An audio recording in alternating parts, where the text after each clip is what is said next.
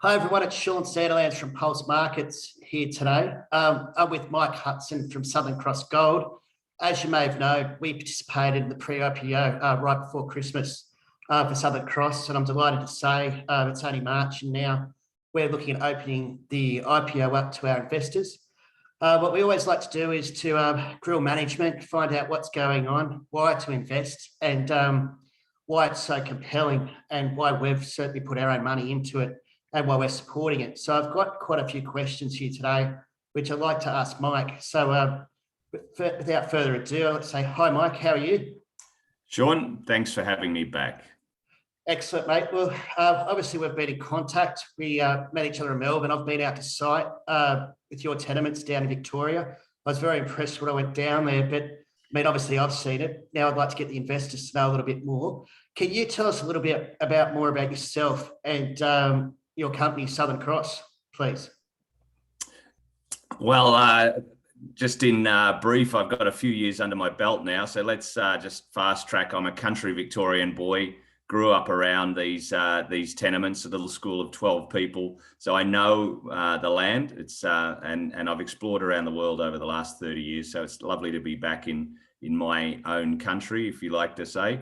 Then geologist by training, and spent 10 years with a major, and then the last 20 years in the entrepreneurial markets, the junior markets, finding projects and taking them public and making people money through discovery. So probably raised close to a few $100 million US, and you know, taken projects from literally millions to hundreds and hundreds of millions. I think we had $500 million win there in the last go round.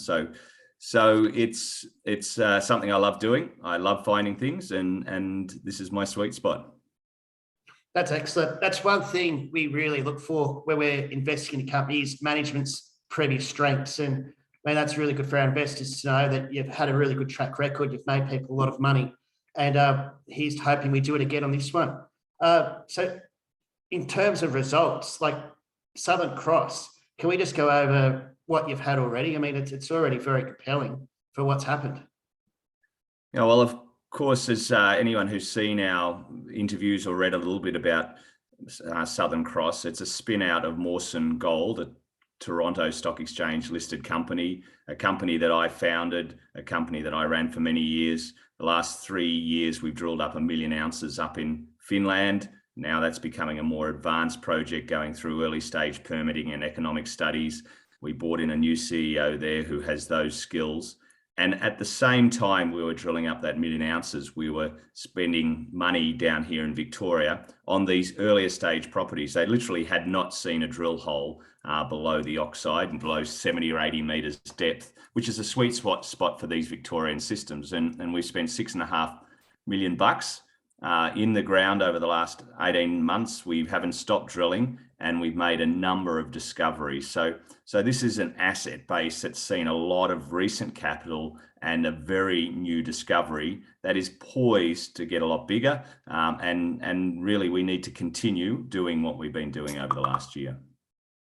Okay, that's excellent. So 1 million ounces in Finland through Mawson, which you founded, and these assets you're spinning out of Mawson. Why have you chosen the ASX? It's a natural home for these assets, really. I mean, I've made 20 years of my career in Toronto, and it was the Toronto or the Canadian stock exchanges that really recapitalized Victoria. There's a lot of history there, but basically, you know, Victoria was one of the supersonic goldfields. It built, you know, the expansion of England around the world. It built, you know, a lot of Australia at the time in the 1800s, 1850s to early 1900s. And then it was forgotten and nobody really came back. It was World War I when all the men went to war that the field shut. And then all the capital and discoveries moved to Western Australia. And it is only just recently we're producing more gold now in Victoria since 1906. So it's a real renaissance of this field, and that was led by mining companies who are Canadian. That was led by exploration companies who are Canadian, including ourselves. So now we're actually bringing back one of the key, or a couple of the key discoveries to be made over the last few years back to the Australian market, and that resonates well, especially with East Coast investors, to be able to invest in their backyard, as the world's been chopped up a lot during the last few years, and play what was once a great field and it's play into its renaissance, which we're seeing now. That 6.6 million figure that you've spent on drilling in the ground in Victoria, can you just elaborate on those results? Just give us a little bit of clarity as to what you've actually found so far, particularly in one of your tenements, Sunday Creek, and your other one, Whroo, please. Yeah, so we've got 3 projects, one outright, which is Sunday Creek, which you referenced, and then 2 joint ventures, Redcastle and Whroo.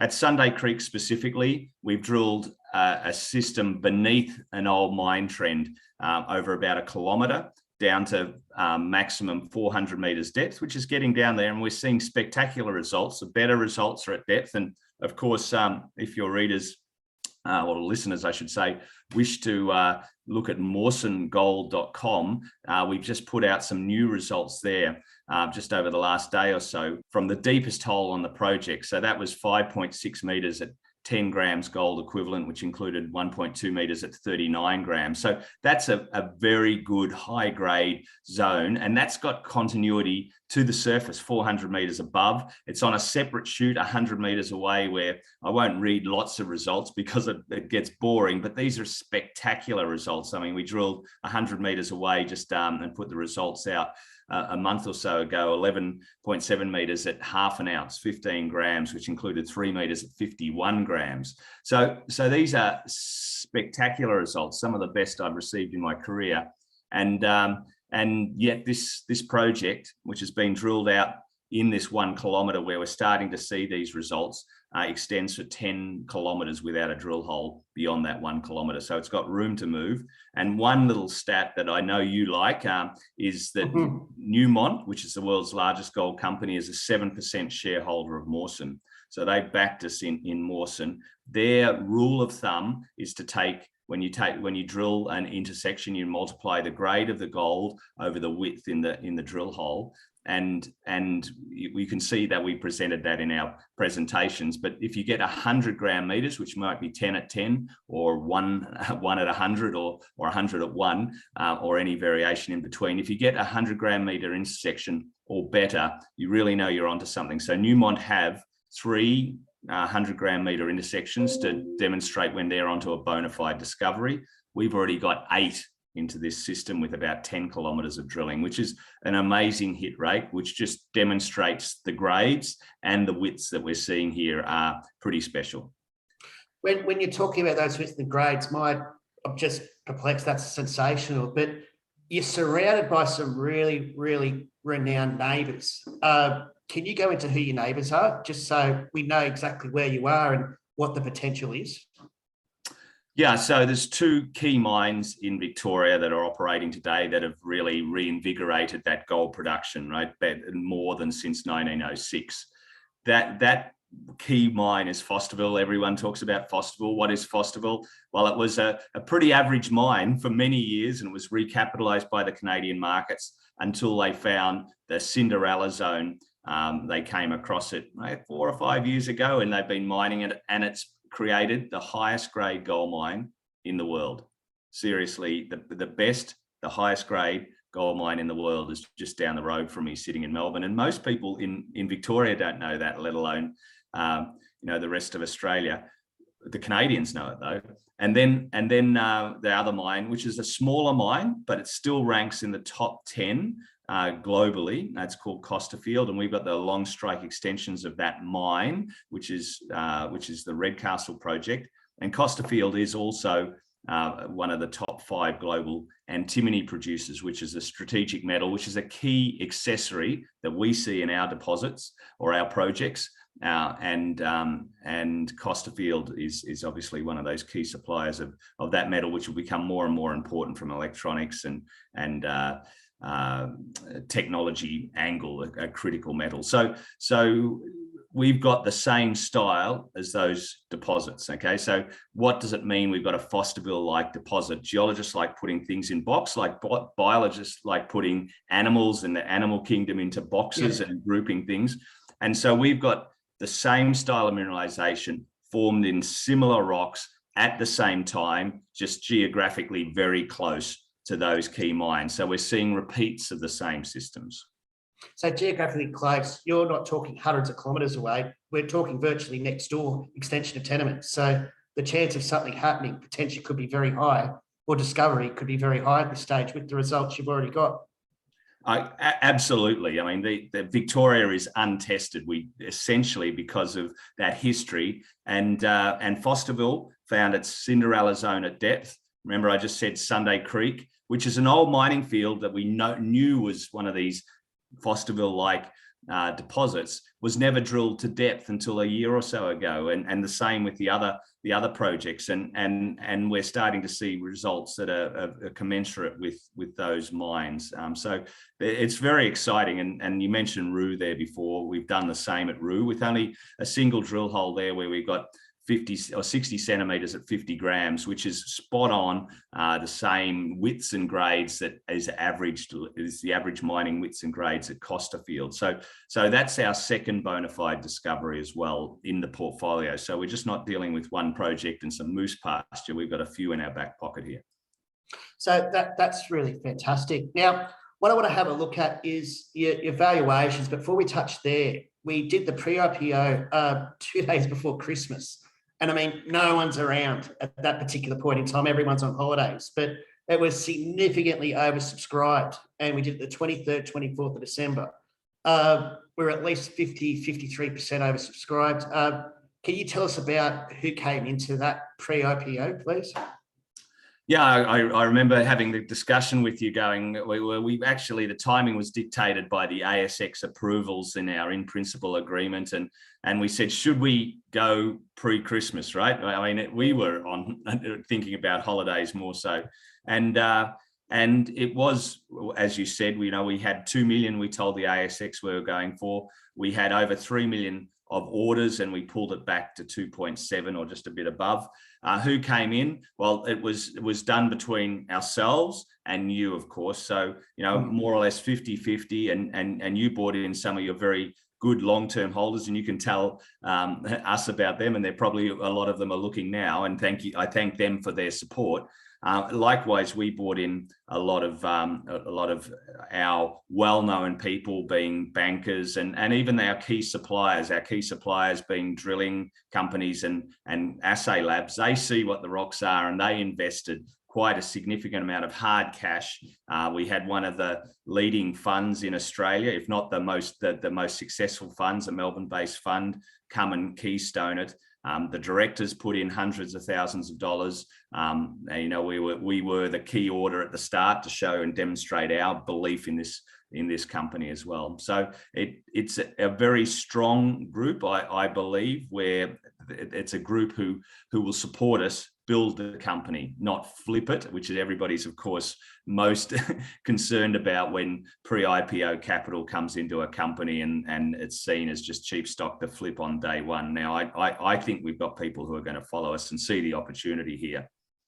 No, I can certainly say that with my investors, and me personally, I won't be selling my stock. I wrote out a check as well, because I can see the value that you had. And I mean, I consider this to be very cheap for what you've done. $6.6 odd million worth of investment. Do you just want to go over the valuation for the investors? Because I just think it's really, really cheap from what you've done. Well, we have spent that money and made a bona fide discovery, and you can spend a lot more to get a lot less in this business. So it's the quality of the results, it's the sunk capital. We also have 10% ownership of Nagambie Resources. We're the major shareholder of Nagambie, who we did a multifaceted deal to buy into these projects or joint venture with them. So that's about a $3 million equity position alone. So, you're pushing up towards $10 million of sunk capital and equity. And we put a valuation pre-IPO, pre-money at 15 million on these assets, which was set when we went for our in-principle approval in the middle of last year. And most of the strongest results from Sunday Creek and Whroo have come in that period of time. So we were committed to a business plan that we founded in Mawson, and we've stuck with that. But it's created a real opportunity here in a very good gold market on a valuation that should revalue. We say we've got a lower quartile valuation with top quartile discoveries. So if we can even just re-rate into that top quartile of our peers who have the better discoveries in the state, and we do have some, if not the best discoveries in the state, then that's an easy one. And of course, the growth that should come through continued success, of course, is the main business plan. And at IPO, we'll have an enterprise value of 22 million if we raise 10 million, which is our maximum amount with a market cap of 32. So for investors getting in, you've sort of got that built-in value of all those discoveries where you've got those 8 holes of 100 grams a tonne, which you valued it before that. So it's really is quite compelling as far as we're concerned at Pulse Markets. Yeah, it's just one of those moments in time where the opportunity has presented itself like this. And as a consequence, Mawson, which will be the major shareholder, Mawson will own about 58% of this company if we raise the maximum amount in the proposed IPO, $10 million. Mawson will own 58%. Now they're holding. They're going to be escrowed for 2 years. They had a decision by the ASX that they could spin out or distribute, not spin out, they could distribute, in specie distribute their stock to their shareholders. But they see much more value in holding that stock. That they see that this has got a huge chance to further succeed, and that will become a very strategic and strong position for Mawson to hold. So this is going to be uber tight, this company, right? We got 58%, 93 million shares being held for at least 2 years and beyond, right? There's no plan to distribute it 2 years or sell it 2 years, but the company will make an assessment at that point. So we've got a real chance to succeed. With the only free trading paper will be the pre-IPO and the IPO. Well, the pre is obviously very tight, and we've got some very good indications so far with long-term investors that are looking at cornerstoning it, that they'll be holding for the longer term too. So I see this as a brilliant opportunity. The plans after listing will be our last question for today, because I know you're very busy. I mean, continued drilling would be my first assumption. Can you just confirm what Southern Cross wants to do? It's an important point that we raised 2.7 with the plan to keep the drill rig turning over the period from when we took that pre-IPO capital in December until we should be trading around May. So 5 months of drilling. So we're putting the prospectus in the coming days to week. It's imminent, right? We're nearly there. And we can't bring any new material to the table that's not included in that prospectus. So we can continue to drill, but we can't assay. So we'll have a bank of 6 to 8 holes from Sunday Creek sitting in the assay lab, ready to assay from the day we start trading. So there will be a news flow from day one, and then we'll bring more rigs to the table. At least 2 rigs will be turning. We haven't stopped drilling over the last 18 months, and that's the only way to make these discoveries. We'll be doing other things like geophysics and soils and what us prospectors essentially do, but the key information is the drilling, and we're not going to stop. Well, the thing is, with the results you've got so far, you continue to get hit after hit. So having 6 holes ready for assay and to be announced, it could be a very fortuitous IPO listing, and then what's coming after, especially with this gold price approaching 2,000 US. That's the game plan. Well, listen, Mike, thank you so much for your time. That's been really informative. I hope everyone's enjoyed it. We are going to be calling for bids very shortly. This is an IPO, which we will be releasing. As I said, we've got very strong demand already. We've virtually already hit the minimum of 8 million in soft bids. So please get in contact as soon as you can if you would like to reserve some stock. But thanks so much for your time, and have a good day. Thanks, Sean.